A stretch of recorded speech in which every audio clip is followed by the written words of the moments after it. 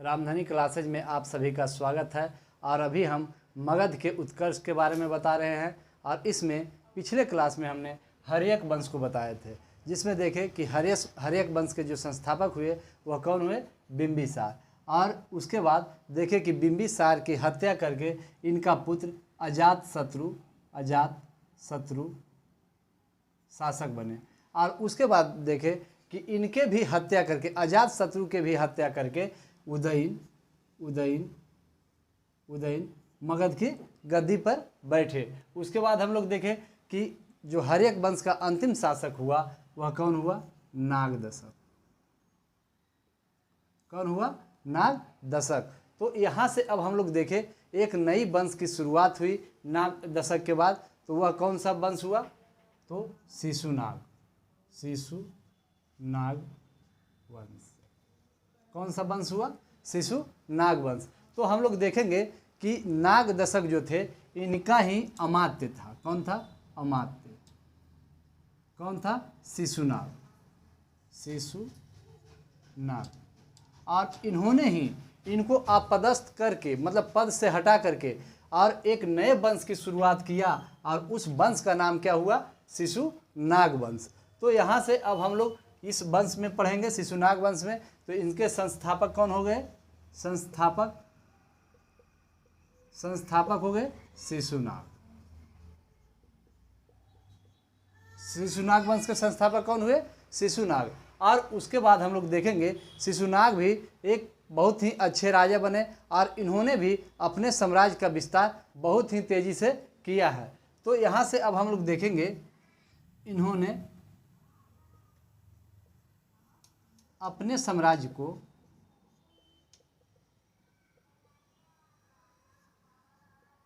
अवंती तक फैलाए। तो यहाँ से अब हम लोग एक बात को ध्यान देंगे, जब इन्होंने अवंती तक अपने अधिकार क्षेत्र में ले लिए, उसके बाद इन्होंने अपने राजधानी को परिवर्तन कर दिए। राजधानी बार बार इनको गंगा पार करना पड़ता था, तो गंगा के उस तरफ वैशाली था। तो इन्होंने पटना से राजधानी कहाँ परिवर्तन किए? पाटलिपुत्र से राजधानी कहाँ ले गए? तो वैशाली ले गए। उसके बाद हम लोग देखेंगे कि इनका जो उत्तराधिकारी हुआ,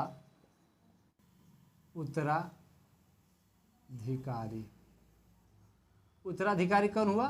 कालाशोक। और उनके बाद देखेंगे कि कालाशोक भी एक प्रतापी राजा बने। कालाशोक भी एक प्रतापी राजा बने। और इन्होंने अपनी राजधानी को वैशाली से पुनः पाटलिपुत्र लाए। राजधानी को परिवर्तन किए।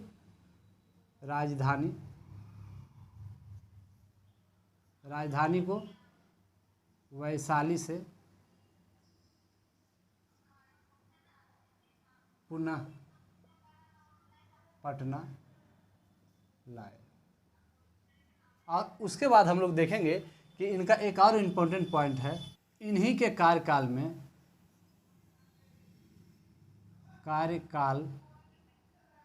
में द्वितीय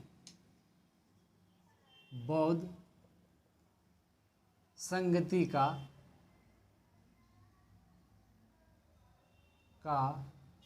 आयोजन किया गया। तो यहाँ से जो इम्पोर्टेंट पॉइंट थे वह सभी पॉइंट को हम लोगों ने देखे कि इन्हीं के जो कार्यकाल में है द्वितीय बौद्ध संगीति का आयोजन किया गया था। और गौतम बुद्ध के मृत्यु का 100 साल पूरे होने के उपरांत में द्वितीय बौद्ध संगीति का आयोजन किया गया था। और यह कब किया गया था? तो 383 ईसा पूर्व में। कब किया गया था? 383 ईसा पूर्व में। 483 ईसा पूर्व में गौतम बुद्ध की मृत्यु हुई थी, जब प्रथम बौद्ध संगीति का आयोजन किया गया था। और द्वितीय बौद्ध संगीति का आयोजन 383 ईसा पूर्व में किया गया। तो अब यहाँ से हम लोग एक और इम्पोर्टेंट बात को देखेंगे कि शिशुनाग वंश का जो अंतिम शासक हुआ वह कौन हुआ? अंतिम शासक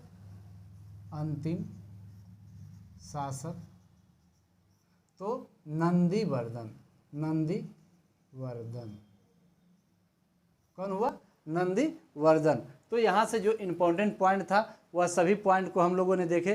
तो यहाँ से हम लोग देखे कि हर्यक वंश के जो संस्थापक हुए वह कौन हुए? बिंबिसार। और बिंबिसार की हत्या करके उनका पुत्र अजातशत्रु शासक बने मगध का। और उसके बाद देखे कि अजातशत्रु का जो पुत्र हुए उदयन, वह भी अजातशत्रु की हत्या करके और मगध के गद्दी पर बैठ गए। उसके बाद हम लोग देखें कि हर्यक वंश का जो अंतिम शासक हुए वह कौन हुए? नागदशक हुए। और इनका एक अमात्य था जिसका नाम शिशुनाग था, और उन्होंने इनको अपदस्थ करके यानी कि पद से हटा करके और उन्होंने एक नए वंश की शुरुआत किया, और उस वंश का नाम हुआ शिशुनाग वंश। और इस वंश के संस्थापक तो शिशुनाग ही हो गए। और उसके बाद हम लोग देखें इन्होंने भी अपने साम्राज्य का विस्तार बहुत दूर तक किए। इन्होंने अवंती को जीते, अवंती को जीते और उसे मगध में मिलाए। और उसके बाद हम लोग देखें कि इन्होंने अपनी राजधानी जो है वह पाटलिपुत्र से वैशाली लेके चले गए, क्योंकि गंगा नदी को बार बार पार करना पड़ता था, इसीलिए इन्होंने अपने राजधानी को ही परिवर्तन कर दिए। उसके बाद हम लोग देखें शिशुनाग का जो उत्तराधिकारी हुआ वह कौन हुआ? कालाशोक। और कालाशोक भी एक प्रतापी राजा थे, और इन्होंने अपनी राजधानी को पुनः परिवर्तन करके और फिर पटना यानी कि पाटलिपुत्र, पाटलिपुत्र, पाटलिपुत्र लाए। उसके बाद हम लोग देखें कि इन्हीं के कार्यकाल में द्वितीय बौद्ध संगीति का आयोजन किया गया था, और गौतम बुद्ध का मृत्यु का 100 वर्ष पूरे हो गए थे, इसीलिए 383 ईसा पूर्व में द्वितीय बौद्ध संगीति का आयोजन किया गया। उसके बाद देखें कि शिशुनाग वंश का जो अंतिम शासक हुआ वह कौन हुआ? तो नंदीवर्धन हुआ। तो यहाँ से जो इम्पोर्टेंट पॉइंट थे वह सभी पॉइंट को हम लोगों ने कवर किए। अब इसके बाद हम लोग देखेंगे कि जैसे न से हुआ नंदी, तो न से नंद वंश अब स्टार्ट होगा। कौन सा वंश होगा? नंद वंश, नंद वंश, नंद वंश। तो यहाँ से हर्यक वंश के बाद कौन सा वंश हुआ? शिशुनाग वंश। उसके बाद नंद वंश। वंशों का भी क्रम हम लोग ट्रिक से याद करेंगे। अगर एक बार ट्रिक देख लीजिएगा तो एकदम याद हो जाएगा। वंश का क्रम जैसे ही सजाने के लिए आपको आएगा तो आप आराम से सजा सकते हैं, कोई दिक्कत नहीं होगा। तो अब हम लोग आगे की ओर चलते हैं। अब हम लोग यहाँ से नंद वंश की ओर चलते हैं। तो यहाँ से देखेंगे कि नंद वंश के जो संस्थापक हुए, संस्थापक वह कौन हुए? तो महापद्म नंद। कौन हुए? महापद्म नंद। और यह जो है वह प्रथम गैर क्षत्रिय शासक। प्रथम गैर क्षत्रिय शासक कौन हुए? तो महापद्म नंद हुए। और इन्होंने कलिंग को जीते, कलिंग जो कि उड़ीसा में पड़ता है, उड़ीसा, कलिंग को जीते। और वहाँ से एक जैन जीन की मूर्ति, जैन जीन की मूर्ति कहाँ लाए? तो यह जैन जीन की जो मूर्ति हुआ इसे पाटलिपुत्र लाए, पाटलिपुत्र में स्थापित किए। तो यहाँ से अब हम लोग यहाँ देखेंगे कि इन्होंने अपना साम्राज्य का जो विस्तार किया वह ब्यास नदी तक किया, ब्यास नदी तक के फैलाए। और इन्होंने सर्व क्षत्रिय नाशक की उपाधि भी धारण किए। और उसके बाद देखेंगे कि नंद वंश का जो अंतिम शासक हुआ, अंतिम शासक